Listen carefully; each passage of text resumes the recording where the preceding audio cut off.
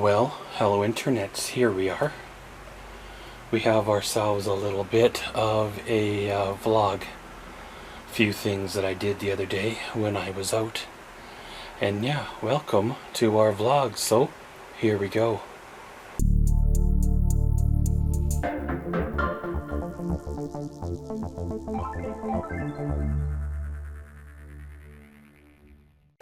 Well, decided to film a couple of vlogs at a little bit of a different angle than the normal angle is sitting on the chair in front of the closet.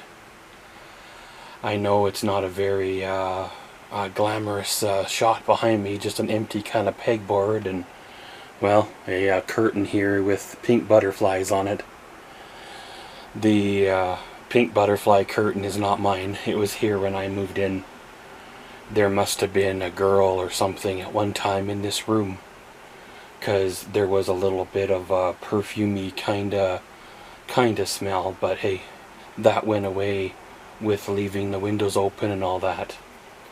I slipped my big heavy blackout sort of curtain behind it and just kept on using the way it is. Why buy window furnishings for a room you're not sure if you're going to be in it this time next year? I remember one place I lived in, there must have been somebody who liked eucalyptus or something, because every room had a very strong eucalyptus smell. Whether it was like those wall hangy eucalyptus thingies, or some kind of like spray or oil they put to, like, I don't know, who knows, right? After a while of airing the place out, it did go away. Well, the other day when I was out, of course, I stopped by the big box orange retailer store. I had 2 or 3 things in my mind I needed. A 3-prong female cord end, and while I was there I stopped by the paint department. I got 8 ounces of paint for like $1. Who can beat that, right? It's a nice bluey gray kind of color. It's a mist tint, and well, it seems to work good for me. I've paid $3-4 or so, maybe $5 almost, for like 2 to 4 ounces of craft paint. And yeah, okay, fine, maybe there's a slight difference, but I actually prefer this style of paint over the craft paint because it seems to dry better. And really, for $1 for 8 ounces, man, who can go wrong on that? That seems to be my new obsession, is every time I'm there, I have to stop in at that store and look for the mist tints. I try not to buy the large gallon cans because I don't have a way of using that much paint up. But these little tins, these little cans, man, they work good. I have yet to empty one fully. I've got a couple that are fairly low that I bought probably back in 2018, 2019. And they do get a little thick. I'm not sure if they evaporate or thicken up over time, but I dump a little bit of my pouring additive into it and and of course give them a good mix, and it thins them out, and it doesn't really seem to dilute the base color at all, noticeable anyway. However, with my excitement and fatigue of the day, I forgot to grab one item, and that is pegboard hooks for the pegboard behind me. I've got some items related to my art table that I want to hang up there to hopefully give me a little more room to work. I don't deal well with working when my supplies are buried under layers upon layers of other stuff, and again, being condensed in this room, running with about half the space or a quarter of space of what my art room used to be, because realistically I used to have a space about the size of this whole room area per se to do my paintings in, and I'm down to, well, everything in this little room, so it's took a little bit of adjustment.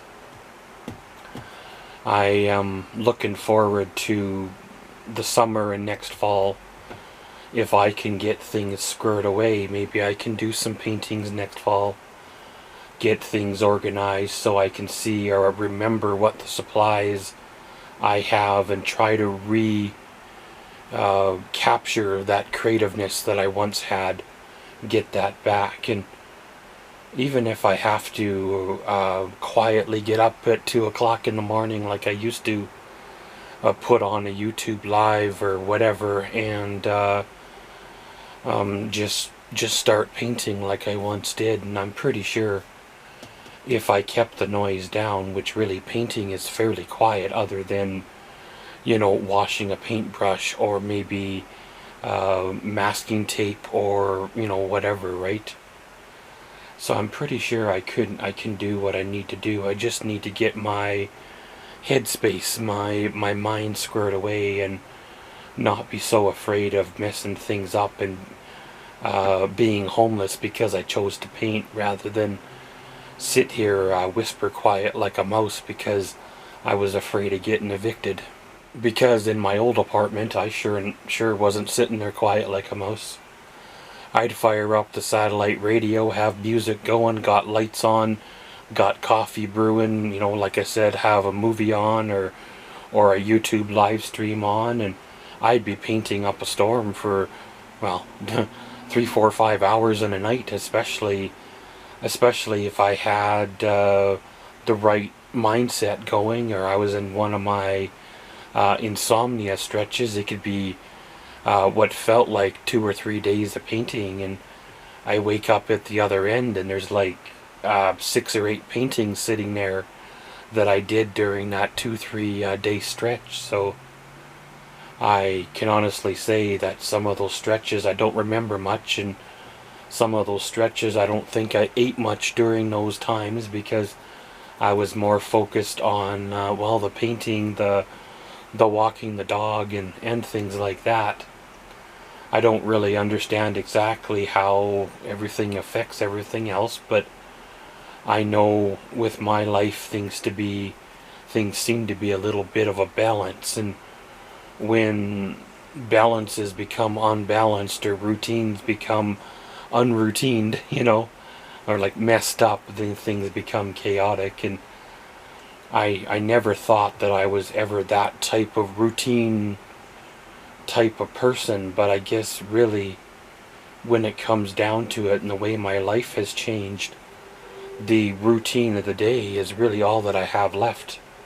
I don't have the routine of the job anymore. I don't have the routine of the customers anymore, and I have the way my YouTube things are, the routine of filming videos like I used to do, uploading them the next day, sort of like a daily vlog. That routine has changed, and I film when I can, upload when I can, and try to have a little bit of a buffer or a cushion, so if something does come up I can shut down for a week or 3 to recover. But you know how it goes, a little bit of a short vlog. I thought that I would just put it out there, see how it goes, and it is what it is.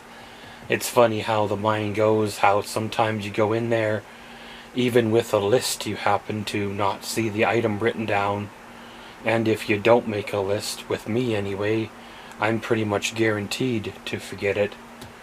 I see shiny little things that will work for upcoming projects, things that I could maybe buy to make my life better, and next thing you know, the things that I went in there for are I forgot to buy and I have to come back another day. But I guess that's the way she rolls, and that's why there's always a tomorrow. Thanks for watching this here vlog, and as always, comment, subscribe, and enjoy.